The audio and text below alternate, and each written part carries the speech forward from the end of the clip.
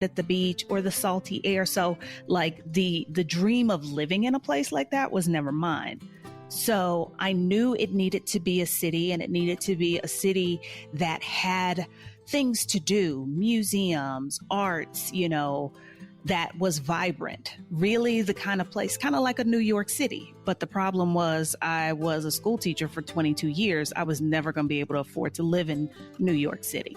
So Mexico City gave me a very metropolitan, world-class city lifestyle at a much more affordable price. I think it's interesting too that you mentioned, wanting to visit the beach, but not wanting to live there. So I think knowing yourself and knowing what you want is super important. And I like the fact that you said you were country shopping, like you had a list of criteria. I think that's a really good way to go about it, because you don't really know. Maybe there's a place that you wouldn't have considered moving before, but if you don't sit down and take that time to really think about what you actually want. So I think that's a brilliant strategy. And I'm wondering, so I have to ask this because this is like the number one question I always get asked anytime I talk about moving abroad, especially as a female going to a city in Latin America. Everyone asks about safety, as if the United States is the safest place in the world, but that's another story. But it is one thing that people are concerned about, especially when you're in a place when you don't know the language. You don't want to get involved in a legal situation or something like that, right? And you don't really know how to handle it. So how would you say you feel in terms of safety living in a place like Mexico City? Because Mexico has had, really a bad reputation, especially along the border, in terms of safety and some of the violence that's been going on in the country. Well, I often say this, and it's not a very popular opinion, but safety is an illusion. It's the lie we tell ourselves so we feel better. I lived in the capital of Honduras, which at one point was the murder capital of the world. And I moved there with my 15-year-old daughter. So I don't know if that was the smartest move in the world, in hindsight, but I don't live in a space of fear. I look at what is the reality of the situation. So after living in Honduras for a year, I even told my daughter this, literally, you did that, you can live anywhere. So I kind of had that to compare with. But, being in a big city is a big city. You make sure that you stay in the areas that you should. You don't go into the roughest areas. If there are places that the locals are like, no, I wouldn't go there, then you don't go there. I don't know that, here's the thing.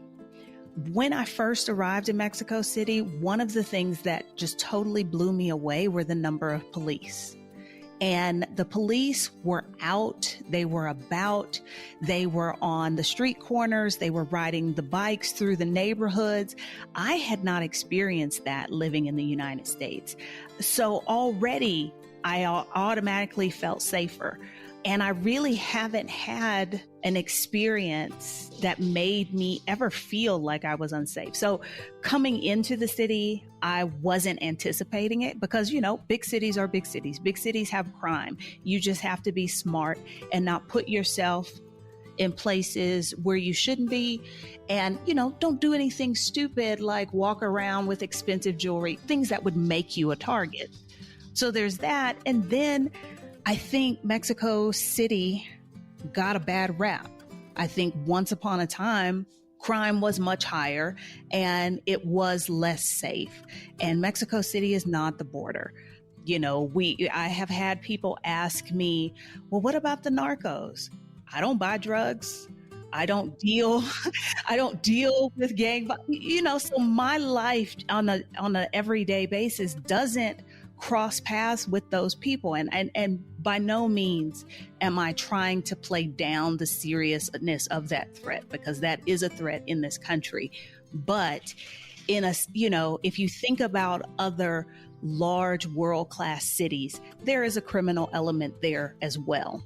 I will even add, I had my wallet stolen probably about 3 months into living here. And it was my own fault. I knew better. but I put my wallet in a bag and I sat it down on the floor next to my chair instead of keeping it in my lap. But I was with someone who was facing me. So I thought like, oh, they'll see if anybody does anything. They were clueless. But I was able, and this is something I don't think I would have done in the United States because I'm Black and my interaction with the police, that's a traumatic thing.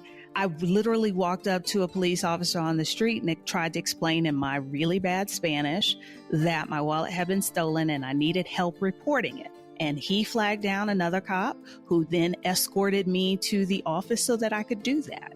That just stands out to me. And again, I know this place is not perfect and horrible things happen, but my experience thus far has been really positive. So speaking about, you mentioned the difference between the relationship with police in the United States and there in Mexico City. How do you feel overall in terms of just the differences in terms of how race is treated in Mexico City? I do know that people tend to say, which I don't think is true, that there aren't these racial issues in Latin America that exist in mainland United States. But quite frankly, it's not true. But I do know things are different. So I am curious in terms of your experience, especially, dealing with just the realities of being Black in America to moving to Mexico City. How different have things been for you in terms of race there? Yeah, anybody saying that there aren't racial issues in Latin America, they're missing the picture big time. But I will say Mexicans will very much own that they are classist. They have no qualms about that. And I have had several Mexicans tell me like, oh no, it's not like in the US, but yeah, we are classist. If someone is poor or if they're indigenous, society tends to look down on them. And I'm sitting there thinking, being a whole Black person, well, have you ever noticed that the people who are in the lower classes also tend to be the people with the darker skin? I can put that together, but Mexicans seem to miss that. And I think that is partially because historically in this country, they have kind of created this narrative that Mexicans are mestizo. So it's never about color because we're all us Mexicans are a mix. So it's there, but I don't think they even realize that it's there. They will attribute it to class because they, in my observation, very closely link class and race. But I don't think you'll find a Mexican who says that. This is, I kind of feel like an expert on racism being a Black person from America. I think, I kind of earned that. But like how I move here, we have to be honest about passport privilege. And the fact that if you have an American passport, that puts you in a different category. I cannot undo my privilege. I cannot. But I do try and mitigate it sometimes by going into spaces and keeping my mouth closed. Because if I don't